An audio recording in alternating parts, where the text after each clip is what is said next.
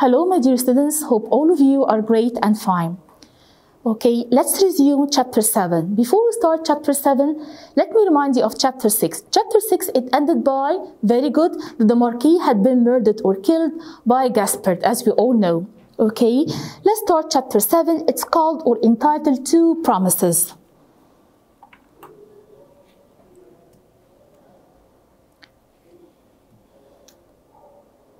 Setting, it's London. It's in 1781, which means 1 year had passed after the Marquis had been murdered.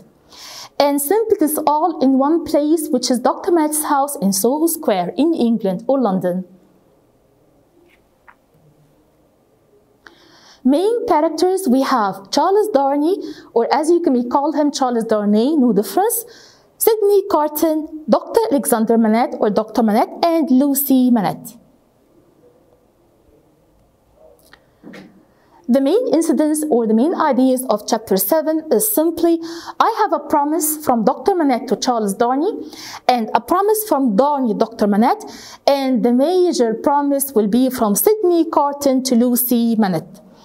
And just one also important event will be that Dr. Manette showed loss of memory after Darnay's departure like when you leave a place. Charles Darnay, as we all know, he gave up like he renounced or denounced all his property, fortune, money, his lands, even his title. What's his title right now? He is the new Marquis. He had given up his position as a lord of the Evermont lands. One day, okay, Lucy Manette and Miss Pross, they were not inside the house. They were not present. They were outside. Simply, who was inside the house? Dr. Manette and a servant. Charles Darnay, he decided to visit Dr. Manette, pay him a visit, and started to speak to Dr. Manette. Speak to him about what? About his great love for Lucy Manette. When Darnay entered the house, okay, Dr. Manette asked him to just grab or seize a chair and just come and sit beside him. Darnay, we knew that he hadn't been visiting Dr. Manette for the last just 3 or 4 days. And Dr. Manette, he told him that yesterday, Mr. Stryver and Sydney Carton, they were here inside the house. So somehow he felt jealous, okay? He started talking, Charles Darnay, Dr. Manette, he opened his own heart. What did he tell him? He told him that he had the honor of knowing him for 1 year and a half. Since, of course, 1 year and a half, if you go back, it's going to be his trial in chapter 4, which took place at Old Bailey Court. Okay, Darnay just opened his heart and he said that he loved Lucy so much, a kind of a deep love. And he said, if you didn't believe my words, you can let your old love speak for me. Old love, I mean the love of Dr. Manette to his wife. Dr. Manette, he ensured Charles Darnay that he do believe him so much because Darnay would never lie. Darnay also understood how important Dr. Manette and Lucy were to each other. He added, Charles Darnay, that he didn't want to come between them or separate them. He asked Dr. Manette only if one day Lucy told her father that she loved Darnay, Dr. Manette would tell her about Darnay's real feelings towards her.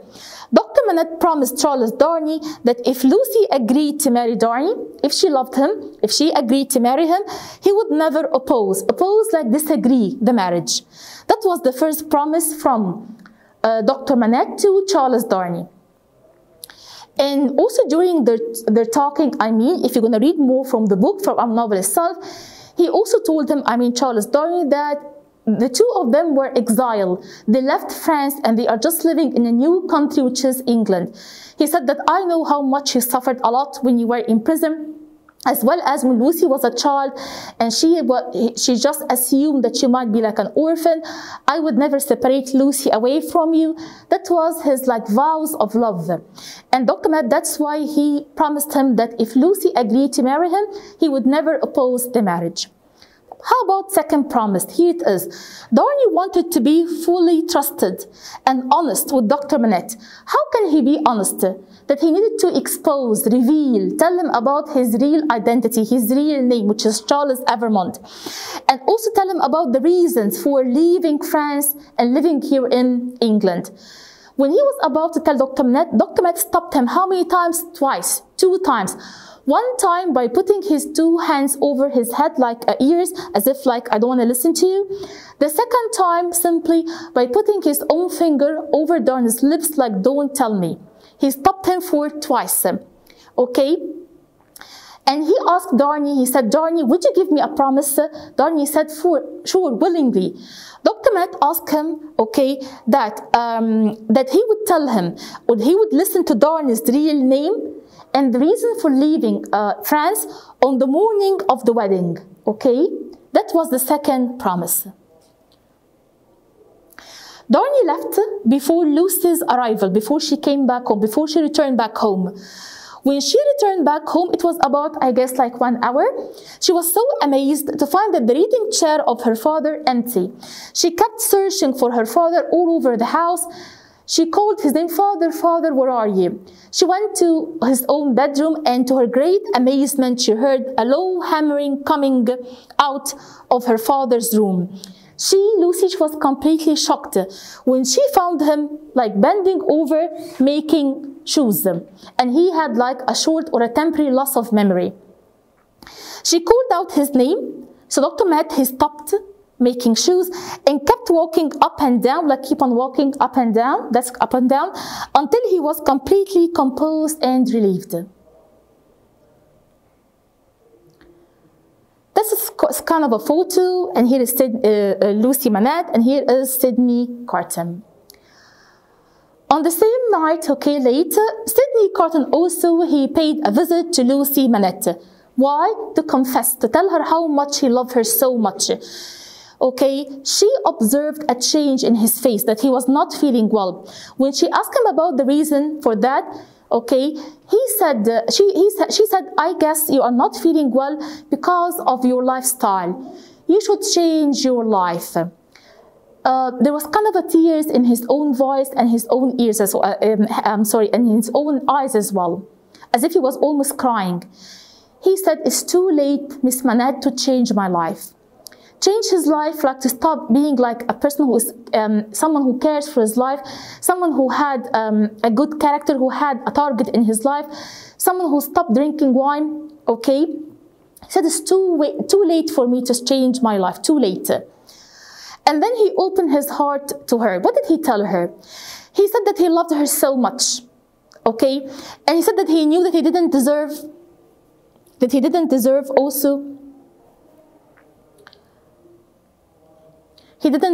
okay, her love. He wanted her to know that he was ready to sacrifice, like to give up his life to help her or help those whom she loved. Sydney knew that he wasn't worthy, like he doesn't deserve to marry her. And if he married her, her life, Lucy's life, would be so sad. He dreamt of starting a better life, a good life. And it was Lucy who caused the dream. He asked her never to mention their dialogue or their conversation to anyone. And he said that she would always remember that what he had told her, and that he told her about his feelings and his sadness and his faults, mistakes, that was completely inscribed, like engraved inside his heart. He gave her a promise before he left her. What kind of a promise? He promised her that he was willing to sacrifice his life to save her life or to save a life of someone that she loves. Thank you all, my dear students, and wish you have a pleasant day.